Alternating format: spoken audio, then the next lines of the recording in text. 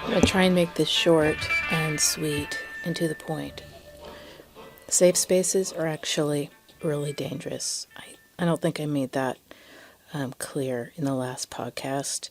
I think that the name is sort of it's kind of ironic. It doesn't yeah. Anyway, the thing is, they're the most dangerous spaces you can be in, and I feel like everybody kind of knows that. But I think what I'd like to talk about is why they're more dangerous than other places, even though they purport to provide a semblance or hope or promise of safety, and we need it.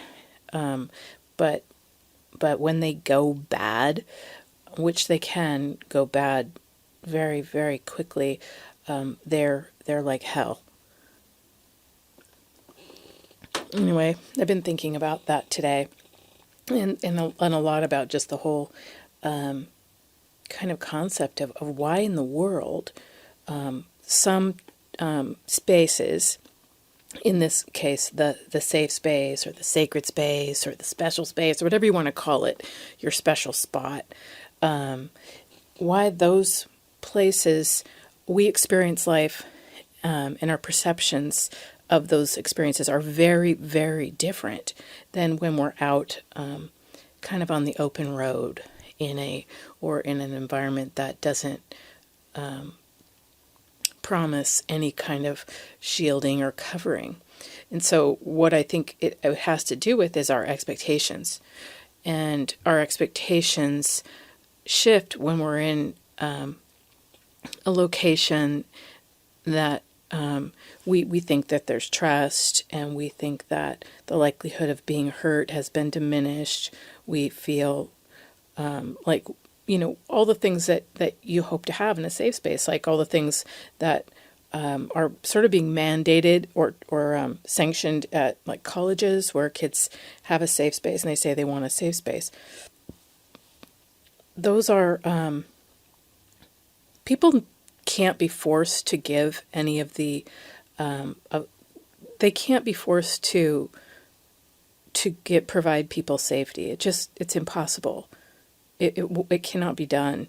And so what I mean is they can't be forced to give people the sort of care and regard and respect that would make them safe. They need to want to give that willingly. So that's one condition of the safe space. But so say it's all right and you're in a great situation and you have your own private safe space, your relationship or your friendship or your workplace setting where you're getting along with your coworkers or whatever. That's probably not going to be that safe. But you've got this spot, and so what happens is those expectations shoot up, or even like the therapy office. Oh my God, that's another place where it can be very dangerous. So when people get into that place, it's sort of like they sort of metaphorically they let their hair down. They unloosen their psychological tie. They become relaxed and informal. Maybe a little bit more informal. They show parts of themselves, reveal parts of themselves that they wouldn't in a different kind of environment. So because that's another word for that is lowering your defenses. So, and the thing is, people really like to lower their defenses. It's kind of it's really associated with a good feeling when you do it. And you want to do it, like dropping your, becoming naked psychologically, or even, I don't think having sex is even really all that safe. I think becoming psychologically naked is much, much more difficult for people to do than just to have sex. So, but even having sex, I think, is probably a kind of, there has to be some kind of, I don't know. I don't know. I think people can be sort of in and out with that. So we're talking about psychological safety. So your defenses get lowered, and there's a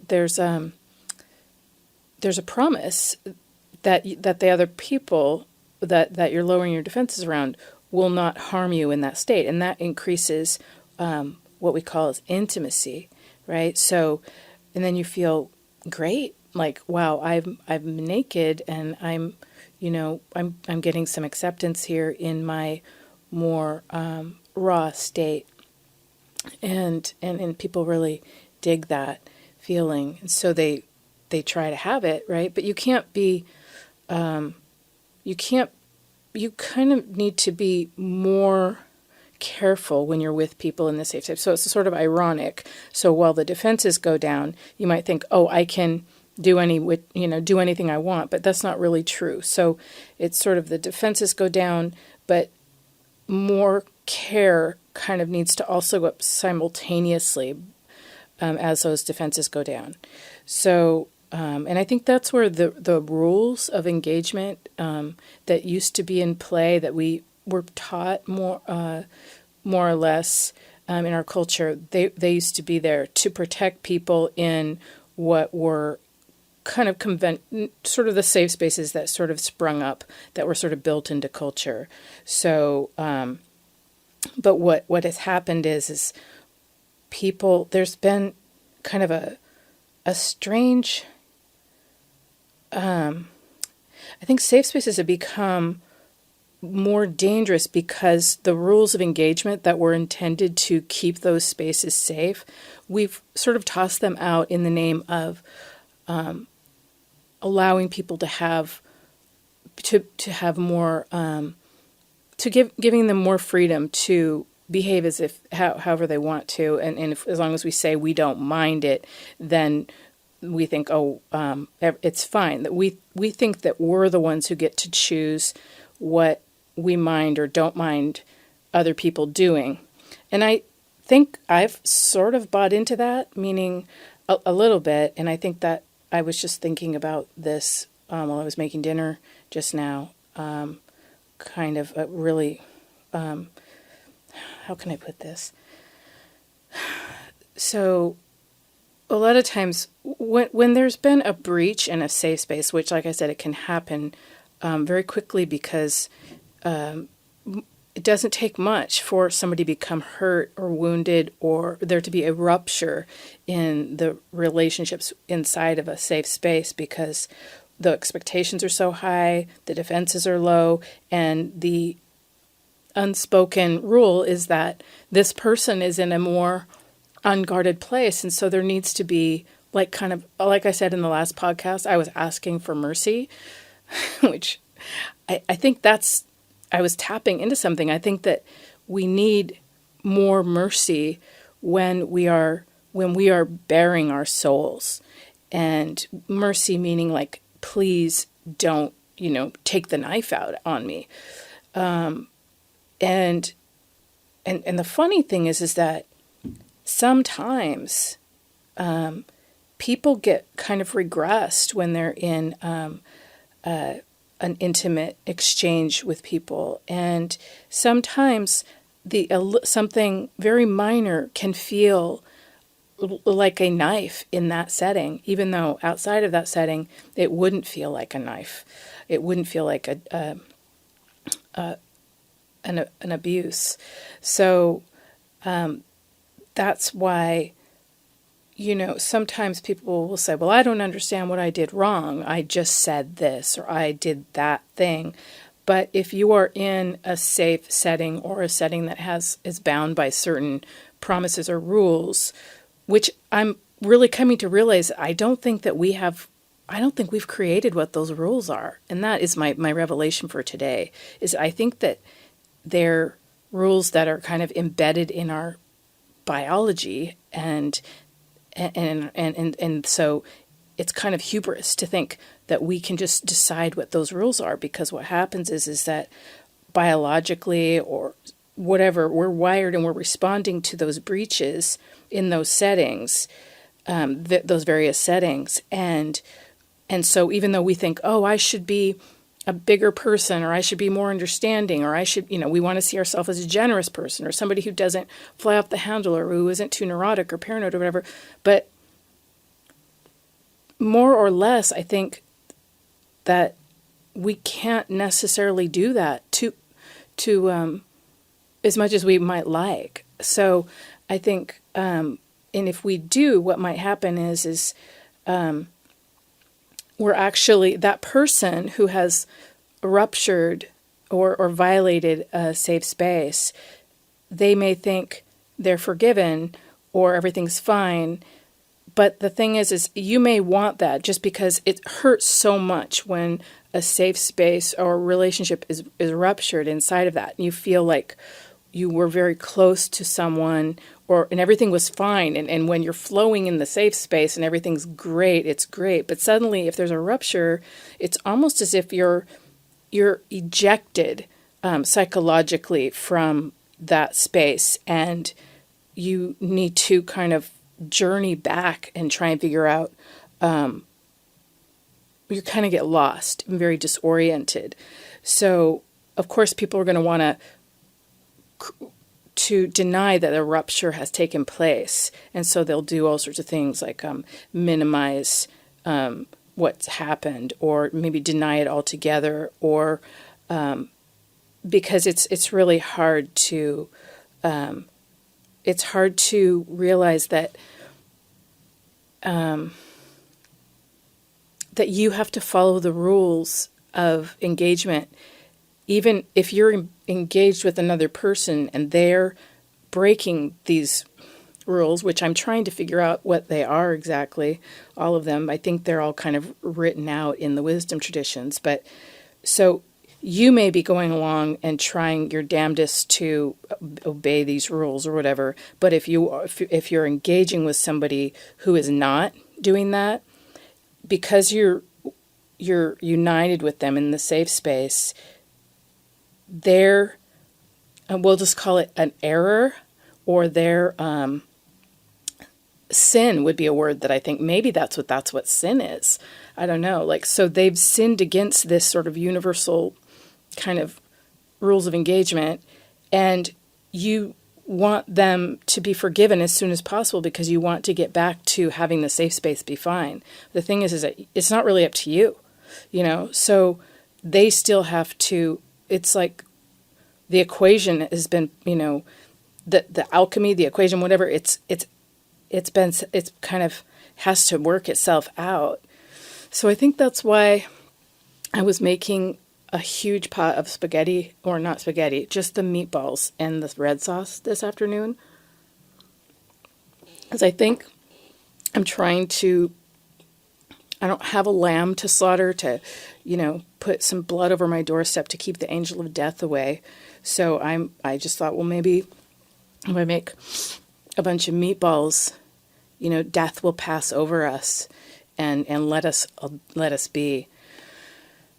Because my husband violated the safe space yesterday, right after I made that podcast about how happy I was in my safe space, the garden. And I don't even know if he meant to. I can't know what's inside of another person. And I was so upset because, and for the last 24 hours, I've been thinking, is it just as easy as just not caring? And I thought, that's what I would like to do. I would like to not care. But then that's somehow, it doesn't seem to work that way. So I thought, I was trying to distract myself from the whole thing. And I thought, well, I need to do something nice because, something nice to kind of bring things back into order. And you're probably wondering what he did. It's not even a big deal. It's actually really, it's funny. My sisters think it's funny, but they also understand it was a violation. But they also could get a good laugh. But what happened was I went over to my sister's yesterday. I think I mentioned this. I was going to see the new puppy. And also my sister's daughter lives next door to her in this big house. And she just had her 6th child. So I was going there to see the baby too. And and I felt like I should just go there. I'm trying to be more hands-on with my family, even though they live kind of, it's like 45 minutes away. But I figured, you know, my husband was watching the game and all this, and I thought I'll just run over there, see the puppy, see how my niece is, look at the baby. The baby's got nipple confusion, which is like a first for my niece anyway. So I thought I'd get over there, and I felt really good. I thought, I'm going and things have been good. I can't even remember the last time I had a fight with my husband about politics, and it seemed like things have been like the best that they've been in since Donald Trump was elected. And, we've just been, having bonfires and having a good time, and our daughter's doing well, and just being very grateful to be alive and to just seeming to be able to apprehend the good fortune that we have. And that's important, because sometimes, you can't, and it's ridiculous, but that happens sometimes. Anyway, so my defenses, I think, must have been lowered since we started getting along better. And I was happy. I thought, well, he's been so nice and so like easygoing in a way I can't even remember him ever being. And so I thought, I didn't even want to jinx it. I just thought, well, it's a good thing, and yay, and I'm really happy. I guess, maybe I did tell him to listen to Jordan Peterson. I think he might have listened to that a little bit. That might have helped. I really don't know. I honestly did not want to investigate, because I just didn't want it to be a thing. So I just was kind of trying to just appreciate and not point out how things felt really good, but like better, but clearly my I felt more relaxed. So I'm at my sister's, and then I get a call from my husband, and he's like, oh, you're going to be so freaked out by what I did. And I was like, what do you mean? And then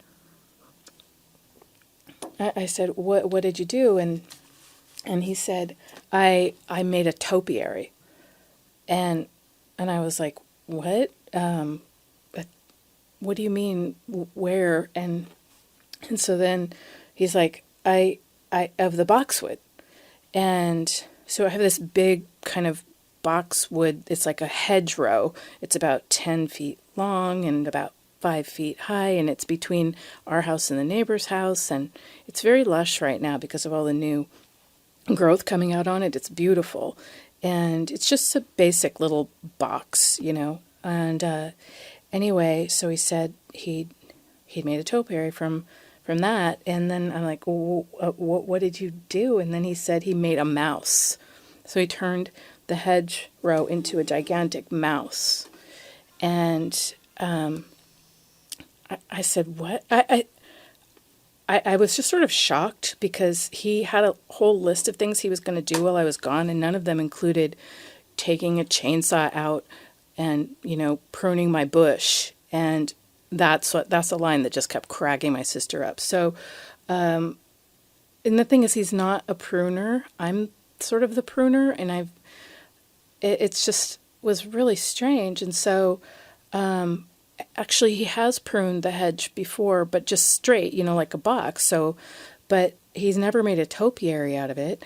And so, for some reason, that just made me feel so sad, because honestly, I'm so obsessed with the garden these first few months, when all the leaves come out and all the flowers come out and everything comes up. It's such an explosion of glorious glee. It's the best time of the year, and we've just been really happy with how it's getting all cleaned up, and we're always so relieved that things have kind of gotten all cleaned up, because it gets to be so messy in the winter, because all the sticks blow down and from the trees and the leaves, and it's just a disastrous mess. And so getting all that chaos taken care of, all the leaves and the fallen branches and the fallen trees, to get that all taken care of by spring when everything comes up, it's kind of like a push, you know? So I was just finally getting to where I was actually sitting in it and enjoying it. And so, you know, I leave the house and I get this call that he's turned the hedgerow into a gigantic mouse. So I didn't want to continue the conversation since I didn't want to have it on in my car because my phone is hooked up into the car and I didn't want my sister to hear me dickering with my husband about that. So I said, okay, I'll talk to you later. But then as the afternoon wore on, I realized I was sort of fuming inside about this. And because first off, if he would have asked me if he could have done a topiary on the hedge, I probably would have said why or okay. I think I probably would have said if you really want to, but it was the fact that I left and it's like a big deal for me. I think I always worry something's going to go wrong with this house when I'm not here. So as soon as I leave, you know, he's taking out the chainsaw. It's not really a chainsaw, but these hedge things, these trimmers, they look sort of like chainsaws, but they're not, but they're just for like, it's like a reciprocating saw or something like that. Sort of, anyway, it's for trimming hedges and it's kind of a scary looking saw. And it just made me feel like he really did not give a shit about me. And it made me also feel like he's got a dark side. And that's the thing about safe spaces, is sometimes the dark side comes out in the safe space. And then sometimes people don't even know their dark side came out, and then they tell the person, you know, I didn't mean to do that, or I was doing this nice thing, but it's not nice at all. So I decided, you know, I just sort of laughed about it with my sisters, both my sisters and my niece, and they were cracking up and telling me about stories about their husbands taking chainsaws out and just like butchering their bushes too. And we were all having a good laugh about it, like, oh, it's just something that happens. And I just wanted to kind of let it all go because I thought I can't leave my good feeling that I've been having, but it was ruined by that. And all of a sudden, the quality of my feeling open and safe was pretty much, it was jeopardized. And that's the thing that was making me feel worse than the stupid bush. I didn't really care. It'll grow back. But it was the act that was what ruined it for me. I think I have to go check my meatballs. Hold on.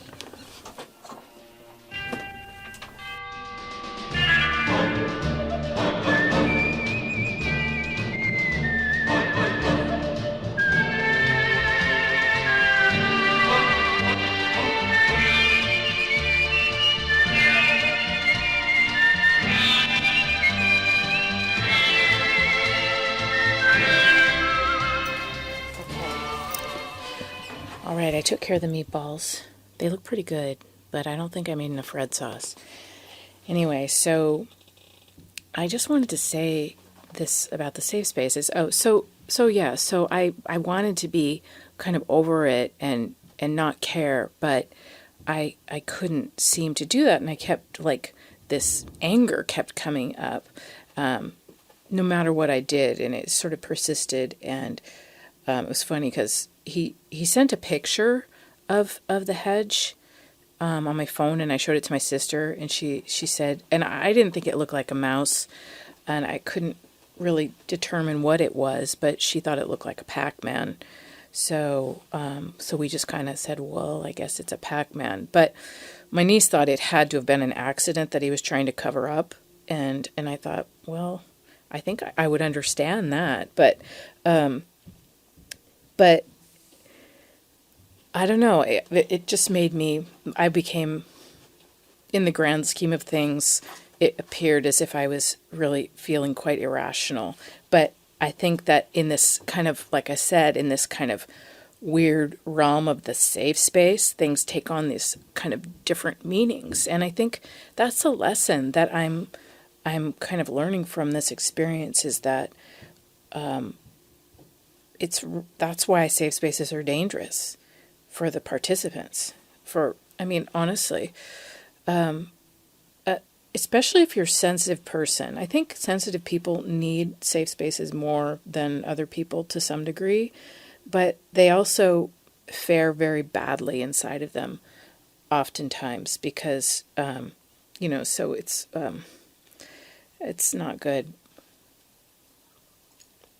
And that's why I've gotten to where I think I'm asking.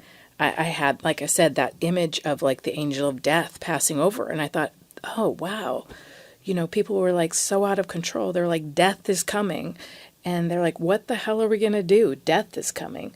Like when something bad happens in your relationship, it's like death is coming. There's something that's it's a threat of an extinction of something, right? And so I thought, God, that's so kind of like extreme, sacrificing a lamb for that. But now I kind of get it because people want to have their safety back. So that's why, like I said, I went down to the store and I got, 4 pounds of meat and I don't know how many pounds of vine ripened tomatoes. And the butcher was really funny. He's actually a really nice guy, and he's always telling me about different dishes that he's making for his lady. He cracks me up. But today I was distracted and I didn't even really want to talk to him because of my slump. When I'm like that, I guess when you've been, quote unquote, something's wounded inside of you or whatever, you're just, like, for me, physiologically, I feel like a punctured balloon, and everything seems a little harder. Today it felt like everything was a little bit harder. And I already feel better though, since I just took the meatballs out and I saw my husband was home and he was eating one and he seemed really happy. And also he made me a new playlist. That's the only thing he told me. So that's a good sign. So, anyway, so the butcher was doing this funny little dance to get my attention. Kind of like he was, I don't know what kind of dance it was, but he was like going, like doing the shuffle side to side. And I just couldn't even take it in. I couldn't even see him, but I was also listening to a podcast, with Ayaan Hirsi Ali and trying to think about like the stuff that she's been through and kind of get some perspective back into my life and just how she lives so incredibly. And that was good. And so, the butcher helped me out and he gave me some one-on-one attention and told me how to, make better meatballs. And so I was being helped by the universe. And I also ran. It was so funny. I also took my dog for a walk, and I'm trying to get out. And I went by these big old brick Tudor houses. There's rows of them in this kind of, used to be a Tony neighborhood. It looks out over a bay, and I thought I always sort of admired those houses. They look kind of scary and foreboding now. They're not as well kept up as you would think, and it was kind of funny because I saw this woman and she was bent down in front of this brick fence. It's not a fence, a brick wall that was in front of her Tudor. And I'd always wanted to talk to somebody who lived in one. And I saw her, she was planting a baby boxwood. And I thought, well, that's kind of cute. And gardeners, when you garden, you can like talk gardening. And so it's kind of an in. And so she looked up from her, she was bent over. She must have been like 79 or 80 years old. She's got grandkids going to college. Anyway, and she looked up and I don't even remember what she said, but I said, that's a nice little boxwood. And then she told me they were on sale at Costco. And then she stood up. And the funniest thing was she turned out we had the same name. And she started going on and on about politics to me. And she told me that she was a Trump voter. And she was really kind of it was funny. It was just, it was an interesting conversation, but can't remember anybody ever telling me in my town that I ran across that they voted for Trump. So that was interesting. But we talked for a really long time about the city and how it's changing, and she's pretty upset about all the changes. And nobody's very happy about the changes taking place in the city. But so that I felt like was another kind of gift from the universe to just keep plugging along and to know that these ruptures happen. It didn't make me feel better though, and even like while I was down at the store, I wasn't feeling better, and I was getting worried, and I was thinking about relationships and how they're just like, you can just like, they're just like crucifixion, and then I was thinking about people who just forgo having a relationship and they just have lots of little relationships, but for them that's sort of like a bed of nails instead of one big nail that crucifies you. So, I just had all sorts of weird thoughts, and, like I said, the angel of death and the meatballs and the red sauce, and then I thought, I gotta tell people, safe spaces are dangerous, and so I understand if you don't want to have a relationship and you want to avoid that, and I think that's kind of what people are trying to do these days, because not only are they dangerous, but with all of the rules of engagement being obscured because of relativity, and when everything's relative, people believe that they get to make up all the rules, and I think that's just a big mistake, because we really can't, even though we might think that we can change the rules, we really can't. I mean, and I think, it would, if I was to just say, oh, I don't care, it doesn't matter, that would have been a lie.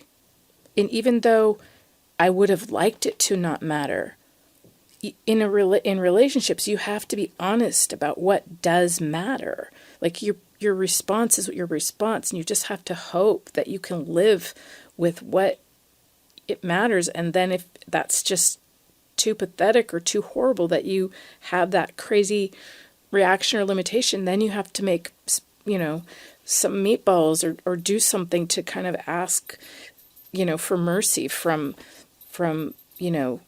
God or whatever. Meaning like, I don't really know why the hell I'm so crazy, but something, please help me here. And hopefully things will come back into order. So I do have compassion for people who don't want to get so involved in a safe space or try and want to avoid that because they don't want the hurt that comes inside of it, because it really is, it's a hurt. But the thing is if you engage in activities that are more or something that people usually do in safe settings, your brain or your biology might be thinking that you're in a safe space and react that way, even though you're telling yourself that you don't have a relationship with somebody, or you just have a thing, or you're just hooking up, or this doesn't matter. It's sort of like what really happens is these rules that are kind of living inside of our bodies, and they go by what we do more so than what we think or believe consciously. So you got to think about your actions. So if your action is that you see somebody and you have a relationship, and your action looks as if you have a relationship, even though you think you don't, it might be that you actually are in a safe space, or you've created a safe space with somebody, and you could be hurting them a lot. And you don't necessarily know it. And they may be trying to deny it because they think they shouldn't be hurt because they're not in a safe space. So I hope some of this is making sense. Just realize, I think, like I said, I think that's the message for me today, is that I don't get to make up these rules of how I react or respond. I mean, I'm going to do my best to not be crazy. Like I said, I'm just, but things have to play their course. You know, if like for instance, the boxwood is clearly just a ridiculous thing that happened in the safe space, you know, turning it into a Pac-Man mouse, whatever it was, and that's going to grow back. But what if my husband had done something else that was really horrible, that would be, I couldn't just say, well, he did that, who cares? I mean, even though I would like to, right? Because what would happen is the angel of death would be coming upon us from the breach. And I would think, well, I don't want that. And if I just decide that it doesn't matter, then the angel of death won't come. But guess what? I think that I don't get to do that. I don't think I get to make that choice. And that's a massive revelation. I think that makes there's a pretty good podcast. So I'm happy with that revelation. I don't get to choose what's right or wrong. Whoa, that's a biggie. I feel it. I felt that today, and that's what made me feel so powerless. And you know, next time I think what I'm going to do is I'm going to talk about the shadow, the dark side. My husband and I actually have a name for that. We call it the demon circus. We know that we both have, you know, we're crazy, so we have to have a funny name for everything. But a long time ago, we kind of realized that some people have more of a demon circus than others. And that would be like your insecurities and fears and all the things that make it so that the mirrors in your life, in your mind, are kind of warped sometimes, and they lose their ability to give back a proper reflection, and they give back maybe a terrifying reflection, and it can be it's frightening. So I think that the demon circuses, we all have a little one or maybe a big one. Those come into our safe spaces in our relationships. So once again, I'm talking about the safe spaces that are actually viable at all, that can, and they do rupture, and they you know, they're just little bubbles, and they pop. But, you know, we just make another bubble. We just keep working with that bubble, and it's going to pop, and then we just bring it back. I don't believe that we can create safe spaces kind of on a large scale. I think most safe spaces have to be, you know, smaller and more intimate, and they have to be engaged in by choice. And because, like I said, if there's no choice involved in the creation, in submitting to the parameters of the safe space, if there's no agreement, then that space is contaminated, and there's no way safety will come. And so that's all. I'm going to go have dinner now, and I'll talk to you guys later.